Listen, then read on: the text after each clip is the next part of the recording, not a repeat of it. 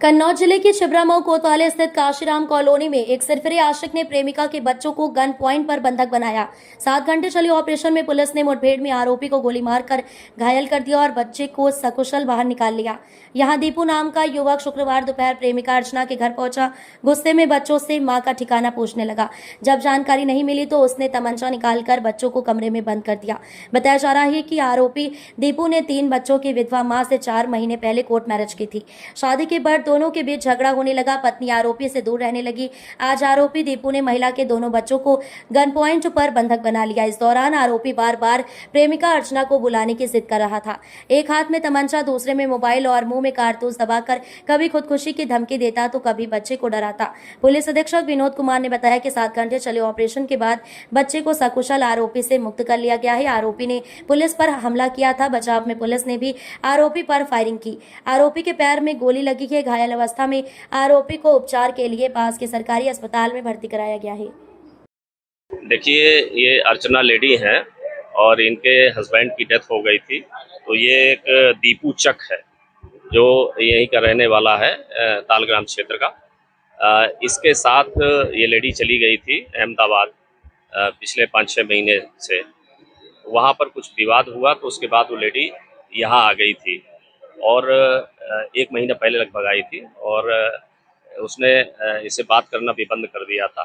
तो ये वहाँ से आज ही पता चला कि अहमदाबाद से आया था और घर पर जो लेडी के पूर्व पति से जो बच्चे हैं उनमें से एक जो 7-8 साल का बच्चा है उसको अंदर गन पॉइंट पे ले करके और उसको मारने की कोशिश कर रहा था और ये कह रहा था कि जो अर्चना को बुलाने की बात कर रहा था कि उसको जब तक मेरे सामने नहीं लाएंगे वो मेरे साथ बेवफाई की है, इस तरह की बातें कर रहा था।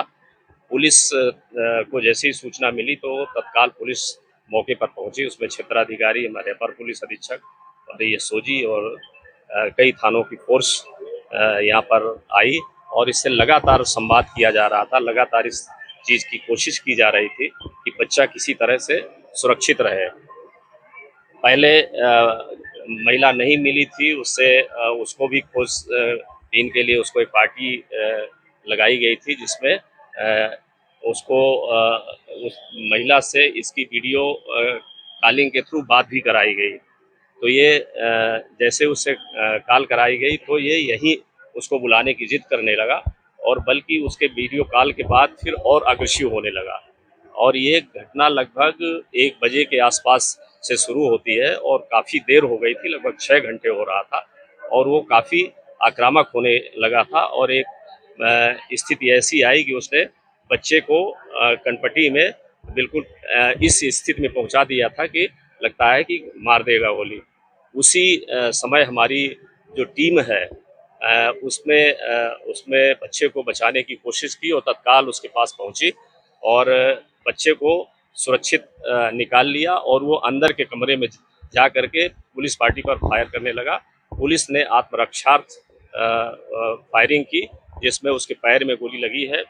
उसे तिरवा मेडिकल कॉलेज ले जाया गया है और इसमें जो हमारी पुलिस की टीम है, खास करके हमारे 2 आरक्षी हैं, दुष्यंत और यगन, ये इन 2 आरक्षियों ने बहुत ही साहसपूर्ण काम करते हुए इस पूरे ऑपरेशन को अंजाम दिया है और सकुशल बच्चे को बरामद कर लिया गया है और जो अपराधी है उसको उसके पैर में गोली लगी है, उसको भेजा गया है। जब अंदर तलाशी ली गई तो पता चला कि उसके जो तमंचा लिया हुआ था वो लोडेड था, उसी से उसने फायर भी किया। इसके अलावा 7 राउंड और रखा हुआ था। तो एक पूरी इसने पहले से ही प्लानिंग करके आया था। तो एक बड़ी सफलता हमारी पुलिस ने किया है और सकुशल बच्चे को निकाला है और इसकी माँ के पास बच्चे को सकुशल भेज दिया गया है और उसकी माँ इस चीज़ को लेकर के काफ़ी प्रसन्न है और उसने पुलिस को भी इस साहसिक काम के लिए, बच्चे को सकुशल उसको बरामद करने के लिए, सकुशल सुरक्षित निकालने के लिए प्रशंसा की। देखिए, पुलिसकर्मी चोट वैसे लगी है, फायर आर्म इंजरी नहीं है, लेकिन उस ऑपरेशन के दौरान कुछ चोट लगी है, जिनका भी मेडिकल कराया गया है। के द्वारा क्या राउंड फायरिंग की गई? जी, ये जो आरोपी है इसके द्वारा क्या राउंड फायरिंग की गई? एक राउंड ही फायरिंग की गई थी। पहले जो उसके उसमें था सिंगल राउंड का तमंचा है, लेकिन अलग से उसने कारतूस रखे हुए थे और जैसे ही एक राउंड फायरिंग की वैसे ही पुलिस ने जवाबी फायरिंग की जिसमें ही घायल हुआ।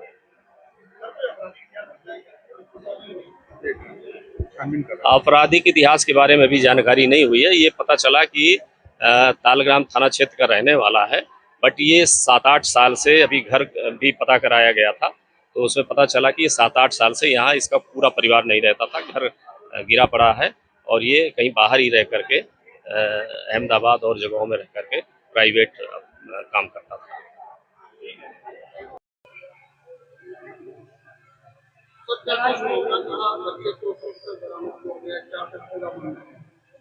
देखिए, शिवरामपुर थाने में ये काशीराम कॉलोनी है, जहाँ पर एक आवास के कमरे में एक युवक ने एक छोटे बच्चे को, करीब 7 साल के बच्चे को गन पॉइंट पर ले रखा था और करीब 6 घंटे तक इसमें पुलिस का ऑपरेशन चला। इसमें हम लोगों की सबसे बड़ा जो चैलेंज था वो पुलिस बच्चे को सकुशल सेफली उसको निकालना था। इस पूरे ऑपरेशन में बच्चे को सेफली हम लोग निकाल लिए हैं। इसमें जो पूरे ऑपरेशन में जो कार्रवाई हुई, इसमें उसको भी गोली लगी है, जो अपराधी है, उसको हॉस्पिटलाइज किया गया है और बच्चे को सेफली हम लोगों ने निकाल लिया। करीब 6 घंटे का।